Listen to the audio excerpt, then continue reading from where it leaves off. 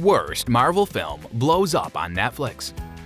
Other production companies were striving to turn Marvel's comic book properties into viable film franchises, even before Marvel Studios established itself as the box office juggernaut. One of the earliest attempts was the Blade Trilogy, which came out before the X-Men and Spider-Man films. However, even though the films were not well received, they served as the foundation for subsequent comic book films. And now, years later, Blade Trinity is suddenly entering the ranks of Netflix's original programming. Hello everyone and welcome to another video on our channel. In today's video, we're going to be looking at the worst Marvel film blows up on Netflix. Yeah, you heard it right. So let's get started with our video.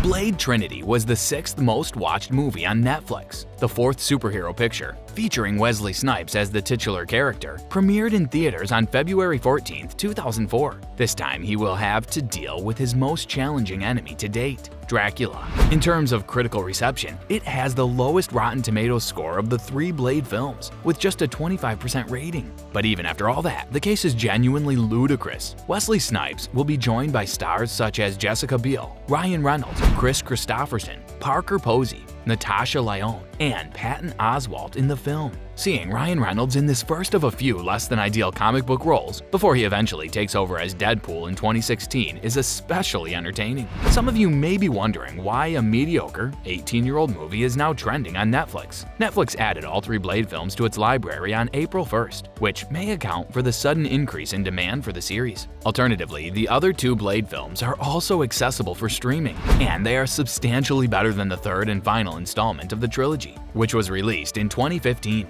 Blade Trinity may never reveal the riddle of why so many people are drawn to it, but that's not the case for every Netflix enigma. Which Marvel movie is the worst? Blade Trinity is without a doubt one of the worst Marvel movie adaptations done, and it's based on the comic book character Blade. However, it's far from the lone misfire in the Marvel Cinematic Universe. Over many years, it seems as if 20th Century Fox alternated between victory and failure. For example, even though the early X-Men films were just as important as Spider-Man or Blade, Elektra and the Fantastic Four were both lambasted by critics and haven't held up well over time as a result. After the early 2000s, however, the slew of awful Marvel films didn't come to an end. A spectacular disaster, the Fantastic Four reboot in 2015 was followed by one of the biggest box office failures in history. And now Morbius is on its way to becoming one of the worst reviewed Marvel films to ever enter theaters. Marvel Studios has not been immune to the occurrence of failures. Last year, Eternals made history by becoming the first Marvel Cinematic Universe picture to get a rotten rating on Rotten Tomatoes. In the site's poll, Thor, The Dark World, and The Incredible Hulk both received less than a 70% approval rating,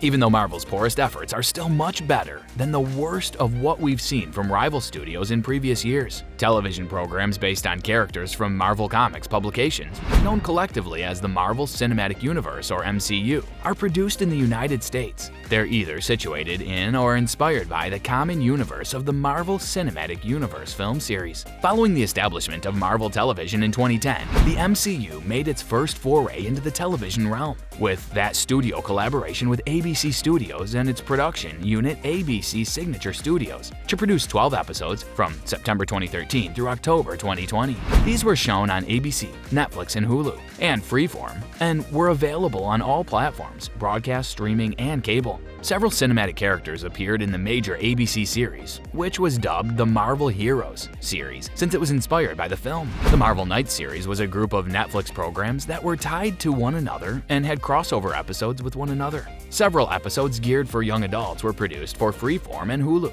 with the latter also preparing a series dubbed Adventure into Fear, until Marvel Television was shut down in December 2019. Marvel Studios, the production firm behind the films, began developing original shows for Disney+, the streaming service that replaced the traditional cable network in 2018. The first episode of the first of these series aired in January 2021, and 5 more have since aired. At least 14 new series, as well as 2 specials, are now under development. Some revolve on supporting characters from the film, while others revolve around new characters that appear in following installments of the film series because the Marvel Studios series has significantly bigger budgets than the Marvel Television series, and because they engage with the films in ways that the Marvel Television series did not. The Marvel Studios series is the better choice. Well, that's all for today's video. Tell us in the comment section what you thought of this one. I hope that you find this video interesting. If you want to see more videos like this, please consider subscribing for more. And don't forget to provide us with your valuable feedback. We'll see you in the following video with some more notable celebrities, facts, and stories. And until then, stay tuned.